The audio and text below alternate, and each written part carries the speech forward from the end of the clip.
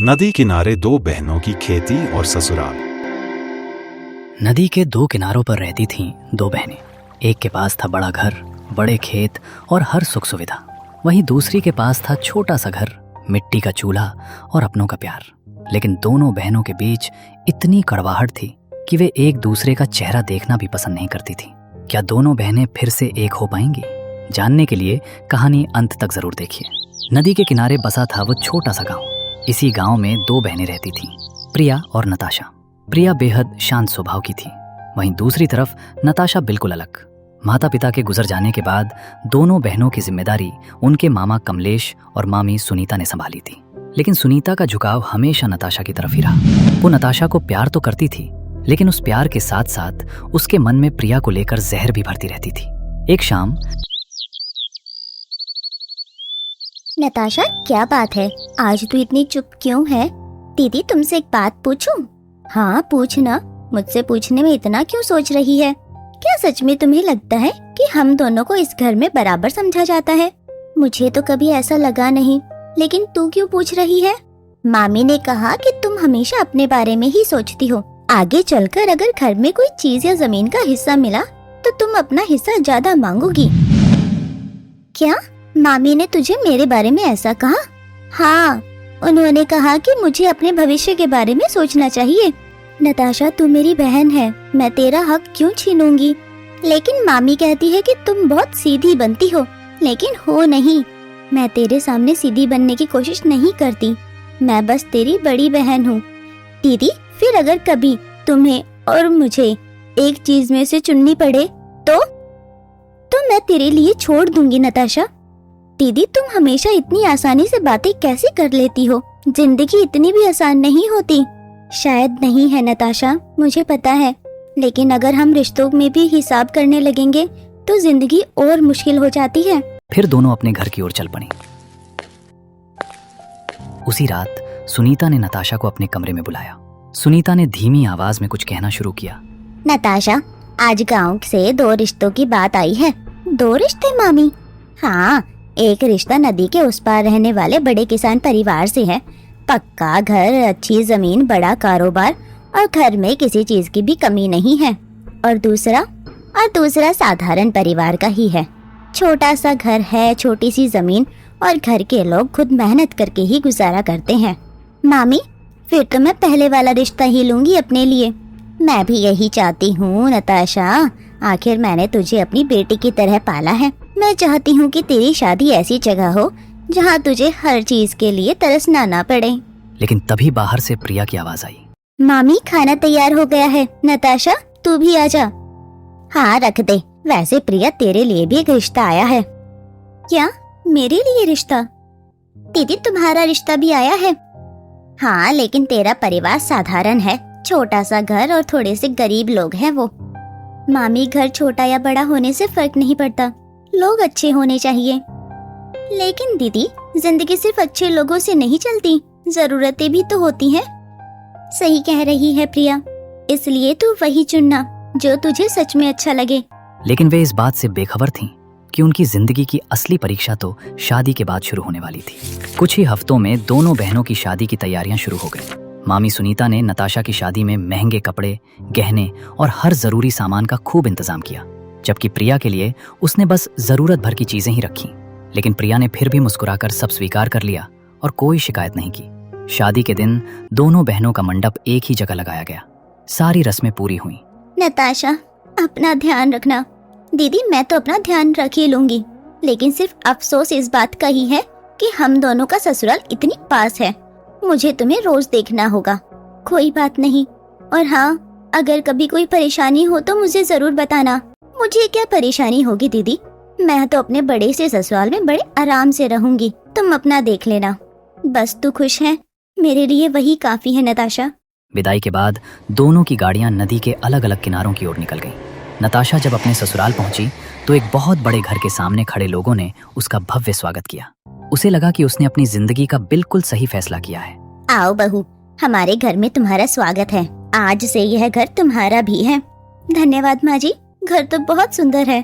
घर बड़ा है बहू, इसलिए जिम्मेदारियाँ भी बड़ी हैं। धीरे धीरे सब समझ जाओगी। जी माँ जी, मैं पूरी कोशिश करूंगी। उधर प्रिया जब अपने नए ससुराल पहुंची तो उसके सामने एक छोटा सा मिट्टी पक्का घर था। बाहर कुछ बर्तन रखे थे, पास ही एक छोटी सी रसोई थी और घर के पीछे थोड़ी सी जमीन।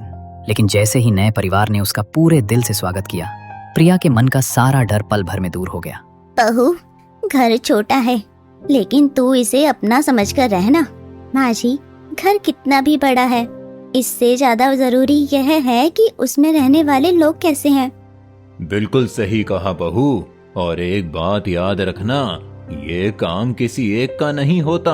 जरूरत पड़े तो हम सब मिलकर करेंगे। भाभी, पहले आप आराम कर लो, बाकी काम मैं संभाल लूंगी। नहीं गौरी, मैं भी मदद करूंगी, अब मैं भी तो इस घर का हिस्सा हूँ। दूसरी तरफ नताशा अपने बड़े से कमरे में अकेली बैठी अपने नए जीवन के बारे में सोच रही थी। लेकिन तभी उसकी सास कमला ने कमरे में आकर उसे अगले दिन की भारी जिम्मेदारियां समझानी शुरू कर दी। बहू, कल तुम्हारी पहली रसोई है, घर में कुछ मेहमान भी आएंगे। जी माँ जी, बताइए मैं क्या क्या बनाऊं? तुम्हें रसोई अच्छी तरह से संभालनी होगी और हमारे यहाँ पहली रसोई में बहू अपने हाथ से ही खाना बनाती है। जी माँ जी, मैं कर लूंगी। और सिर्फ रसोई ही नहीं, कुछ दिनों में तुम्हें खेत के हिसाब किताब और अनाज के भंडार की जानकारी भी लेनी होगी बहू। खेत का हिसाब भी? हाँ, तुम इस घर की बहू हो, धीरे धीरे जिम्मेदारियां समझनी होंगी तुम्हें। और फिर सुबह होते ही उधर प्रिया अपने छोटे से घर में मिट्टी के चूल्हे पर दाल चढ़ाती है। उसके पास महंगे मसाले या बड़ी रसोई तो नहीं थी, लेकिन वो अपने प्यार, स्वाद और मेहनत से हर कमी को पूरा करने की कोशिश कर रही थी। प्रिया बहू, तू ज्यादा परेशान मत होना, घर में जितना सामान है उसी से कुछ बना लेना। माँ जी, आप चिंता मत कीजिए, कम सामान में भी अच्छा खाना बनाया जा सकता है। लाओ भाभी, मैं तुम्हारी मदद कर देती हूँ। ठीक है गौरी, तुम सब्जियाँ काट दो, मैं आटा लगा लेती हूँ। दूसरी तरफ नताशा के घर में एक बहुत बड़ी रसोई थी। उसे कई तरह के पकवान बनाने थे और साथ ही सास ने घर के अनाज के भंडार की पूरी जिम्मेदारी भी उसी दिन उसके कंधों पर डाल दी थी। उधर नताशा की विशाल रसोई में कई तरह के पकवान बनने शुरू हो चुके थे। तभी उसकी सास की सख्त आवाज आई और उसने नताशा को अनाज के भंडार वाले कमरे में बुला लिया। नताशा, यहाँ आओ। जी माँ जी, अभी आती हूँ। यह पिछले महीने का गेहूं और चावल का हिसाब है। देखना है कि कितना अनाज निकला है और कितना बचा है। माँ जी, अभी तो मैं खाना बना रही थी, क्या मैं यह काम बाद में कर दूं? नहीं बहू, घर की जिम्मेदारियाँ सिर्फ रसोई तक सीमित नहीं होती। आज से तुम्हें थोड़ा थोड़ा और भी काम समझना होगा। नताशा हिसाब किताब का रजिस्टर लेकर बैठ तो गई, लेकिन पुराने पन्नों पर लिखी वट बिल्कुल साफ नहीं थी। जब उसे कुछ समझ नहीं आया तो उसने बस अनुमान लगाकर कुछ आंकड़े लिख दिए और वापस रसोई की तरफ भाग गई।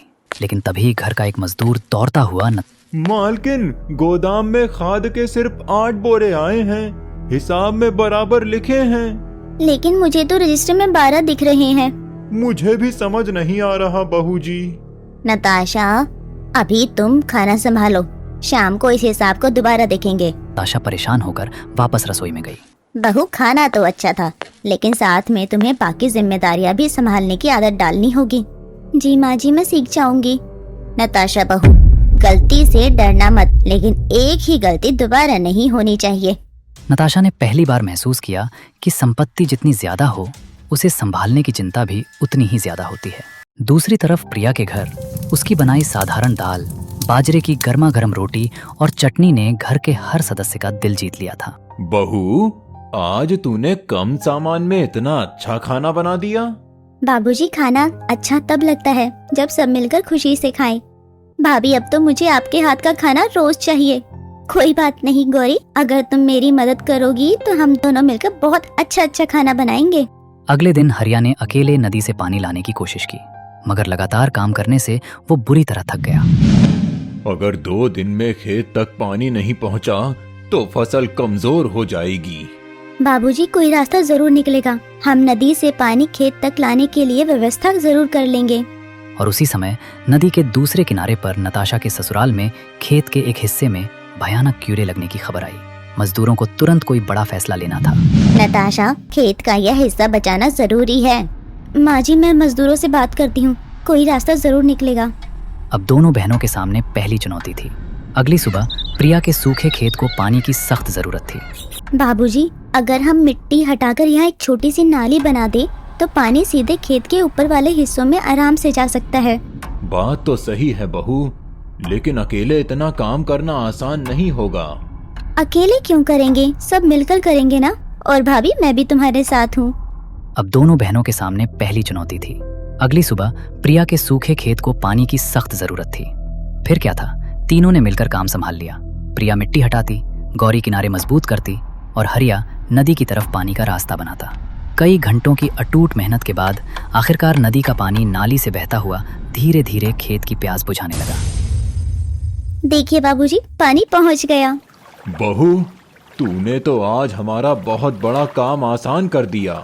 मैंने कुछ अकेले नहीं किया है, हम सबने मिलकर किया है। उधर नदी के दूसरे किनारे नताशा को खेती बाड़ी का कोई अनुभव नहीं था।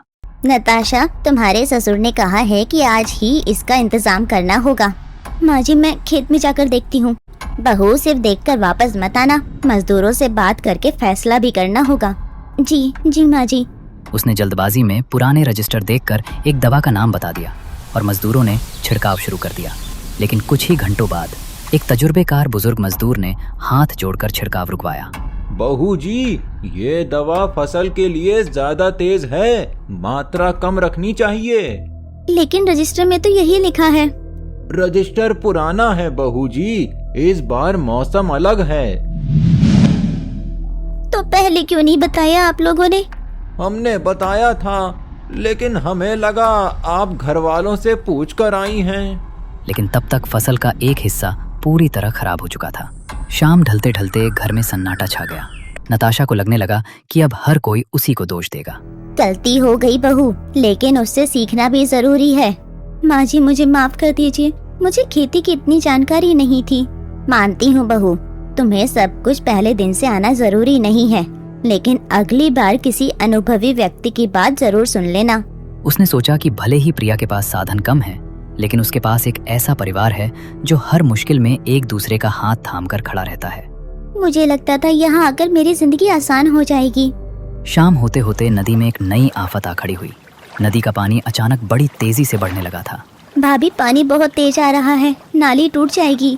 सब लोग पीछे हटो, पहले देखना होगा कि पानी किस तरफ जा रहा है। बहू, नदी का बहाव आज कुछ अलग लग रहा है। बाबूजी, हमें खेत से जरूरी सामान अभी सुरक्षित जगह रखने चाहिए। अगली सुबह हरिया बार बार घबराए हुए खेत की मेड़ देखने जा रहे थे। बहू, आज खेत में पानी मत लगाना, नदी का बहाव बहुत तेज है। बाबूजी, पहले खेत की मेड़ मजबूत कर लेते हैं। भाभी, अगर पानी और बढ़ गया तो हम पहले से ही तैयारी करेंगे। गौरी, घबराने से अच्छा है कि जरूरी चीजों को सुरक्षित कर लें। वहीं दूसरी तरफ नताशा के ससुराल में भी हड़कंप मचा था। माँ जी, अगर पानी खेत तक आ गया तो हम क्या करेंगे? बहू, सब कुछ तो नहीं बचा सकते, पहले अनाज और जरूरी कागज सुरक्षित करने होंगे। और खेत के लिए बहू मजदूर है, लेकिन कागज और अनाज हमारे हाथ में है। प्रिया ने चूल्हे के लिए रखी सूखी लकड़ियां भी तुरंत छप्पर के नीचे पहुंचा दी। हरिया उसकी इतनी समझदारी देखकर हैरान थे। उधर नताशा के घर में भी तैयारियां शुरू हो चुकी थीं। घर बड़ा था और सामान बहुत ज्यादा था। नताशा को समझ ही नहीं आ रहा था कि पहले किस चीज को सुरक्षित किया जाए। उसी दौरान गांव का एक बुजुर्ग आदमी दोनों परिवारों के पास ये खबर लेकर पहुंचा। सब लोग सावधान रहना, ऊपर पहाड़ी इलाके में खूब बारिश हुई है, नदी का पानी अचानक बढ़ सकता है। क्या गांव खाली करने की बात है? अभी नहीं, लेकिन जरूरत का सामान तैयार रखना। दूसरी तरफ नताशा ने अपने घर में काम करने वाले लोगों से कहा कि वे खेत के निचले हिस्से की मेड़ को मजबूत करें। बहू जी, पानी का दबाव ज्यादा हुआ तो ये मेड़ टूट सकती है। तो क्या किया जा सकता है? ऊपर से बोरी और लकड़ी का सहारा देना होगा। ठीक है, जितनी बोरियां चाहिए ले जाइए। नताशा ने पहली बार मजदूरों की बात पर भरोसा किया। शाम तक पानी का बहाव कुछ कम हुआ और दोनों परिवारों ने राहत की सांस ली। रात में प्रिया नदी के किनारे खड़ी होकर, हे भगवान, मेरी बहन और उसके परिवार को सुरक्षित रखना। नताशा ने पहली बार मन ही मन सोचा कि अगर सच में कोई बड़ी परेशानी आई तो क्या वो अपनी बहन के पास जाएगी। अगली सुबह नदी का पानी थोड़ा कम दिखाई दिया। गांव वालों ने राहत की सांस ली और लोगों को लगा कि अब खतरा टल गया है। प्रिया ने भी घर का काम सामान्य तरीके से शुरू कर दिया।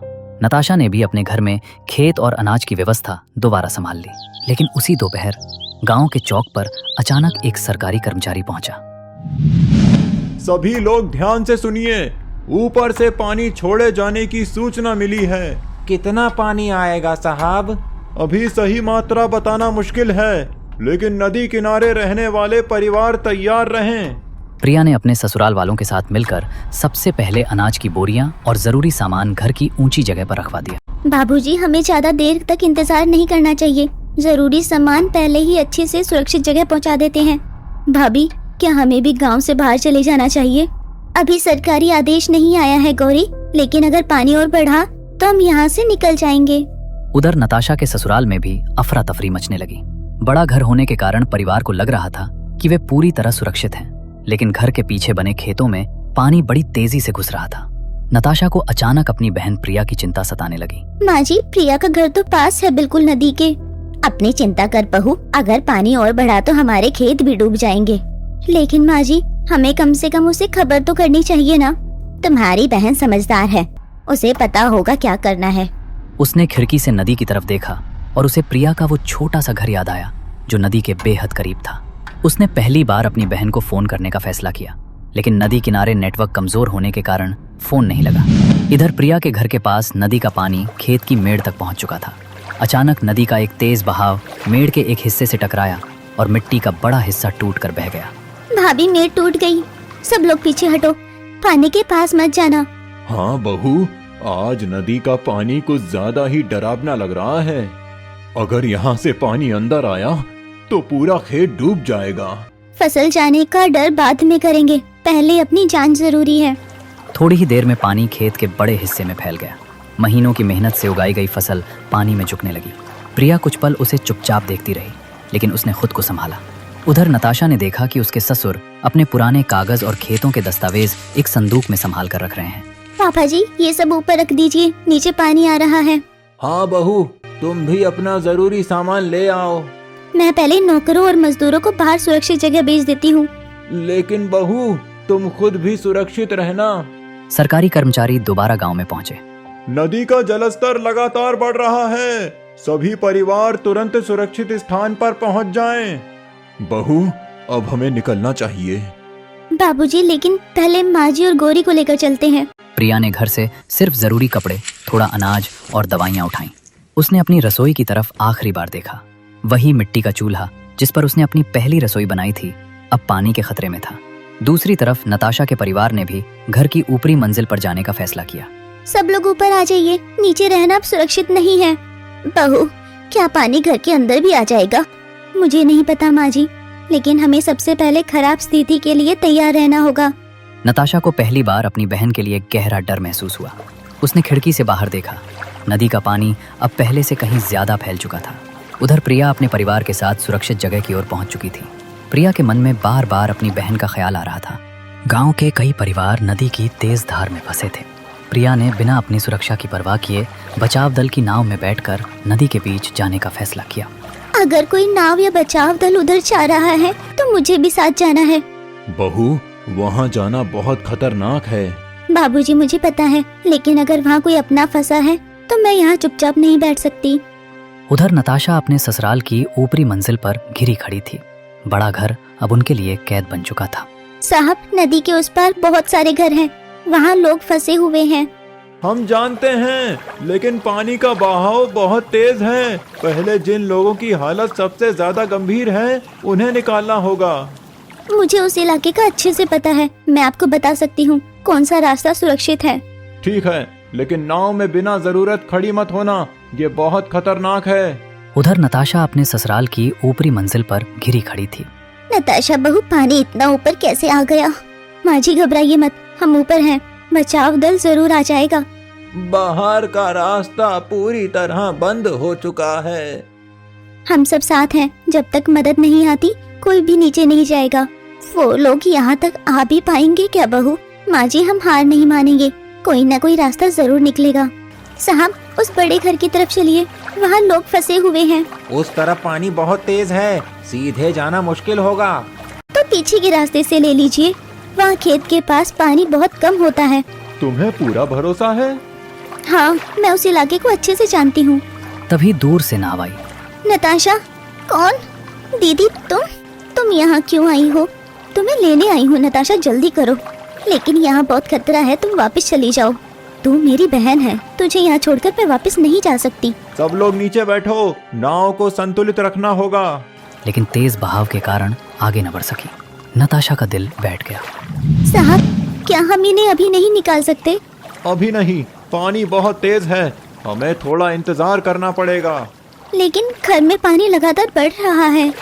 दीदी, अगर तुम वापस चली जाओगी तो शायद तुम्हारी जान बच जाएगी। ऐसी बात दोबारा मत करना नताशा। मैंने तुम्हारे साथ बहुत बुरा किया है दीदी, उसका हिसाब हम बाद में करेंगे। पहले बस अपनी जान बचानी है अभी। अचानक प्रिया की नाव दूसरी दिशा से उस तरफ बढ़ी। खिड़की पर लहराता नताशा का लाल दुपट्टा देख प्रिया की आंखें भर आईं।